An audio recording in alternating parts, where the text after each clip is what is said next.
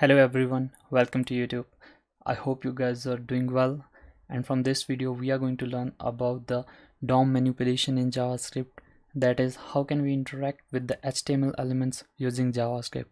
So without further delay, let's get started.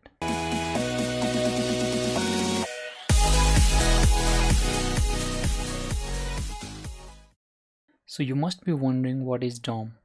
So DOM stands for Document Object Model.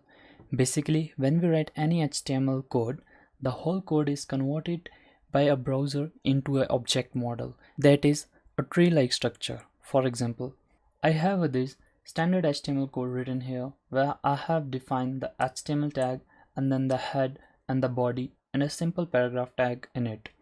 So you see, when we open this thing in a browser, the browser stores this whole structure as a tree where this HTML tag is the root of all other elements. So HTML has two child where one head and another is body. The body tag is itself a parent of p tag. So in this manner, the whole structure of the HTML element is represented in the form of a tree structure. So this tree structure is called DOM. And each child could have its own child or attributes also. So we're gonna learn how can we interact with these HTML elements using JavaScript. So let's get back to the code and see how it works. So I have this simple code here where I have written a hello world to the HTML code. So in order to interact with the HTML element, we have a certain built-in object. And the first object we are going to learn is the document. So the document object is basically a representation of the HTML page. So the document is referred to the page being loaded. For example, if we want to write to this page, then we can use a method of the document called document.write. So I'll just define a script tag here, and inside this I can write document.write and then specify some content. So basically whatever content we specify in the write, this will be written to this HTML page. So I can say okay JavaScript. So you see, if I save the program, you see okay JavaScript in the output in the HTML page. So in this way, we will have a different methods to write to the HTML page. For example, if I put this thing now inside the loop, so I have just created a loop and I'll write to the loop instead of array.length. I just want to write it 10 times. Then save the program. You will see this thing has been written 10 times.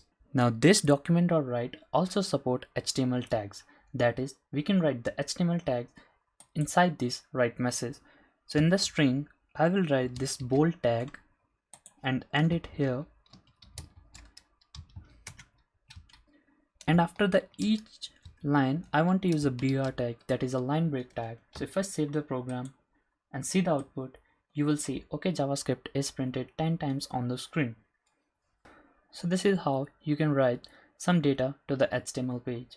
So if you have variables and you want to introduce those variables with these tags, then either you can just append them to this string, like for example I'll use plus and then use any variable here, because this index is now here a variable, and if I print or save it, you will see 0 1 2 3 in the front of each string because I'm using this index variable here.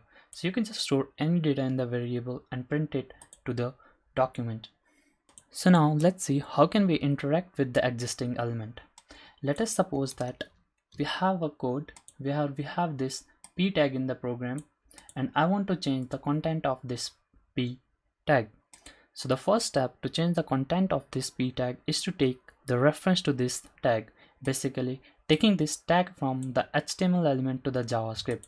So what we can do, we can just create some variable called const p tag here, and we can use document object to get the reference to this element. So we can use document dot get element by id and then specify the id of this p tag. But this p tag has no id so far, so I'll just give it an id of called demo and then specify this demo id here.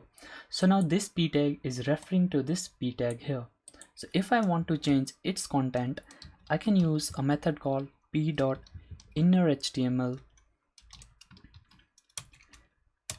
and then specify some content from JavaScript. You see, initially we have written a hello world, but when this code will execute, this will change its inner content to hello world. So if I save the program and run it, you see from JavaScript. This could be the case where we want to append to this hello world. So what we could have do, we could have used a plus equal to operator here, where this would mean p tag.innerHTML equals already inner HTML plus from JavaScript. So if I save the code, and you see in the output hello world from JavaScript. So there are plenty of methods to work with these HTML elements. For example, if I will remove this ID here, and if I have multiple paragraph tags in my HTML page, I'll just paste it here. And now the p tag, I will use another method called document.getElement by tag name. So this method will return all the elements whose tag name matches this here. So I want to search all the elements whose tag name is p. So this will give us an array of p tag. So we can just use a for loop for tag of p tag. We can use this code, and we want tag dot inner HTML equals no, and I save the program and run it. You see all the p tags change to no. So in this way you can take reference to multiple elements. We will learn more about to take a reference to different element in the different way in the JavaScript. But for the sake of simplicity for this tutorial, this was it. I hope you do like the video, and if you have any issue with the program, please let me know in the comments. And meanwhile, if you have not subscribed to my channel, do subscribe to my channel, and don't forget to press the bell icon. See you soon.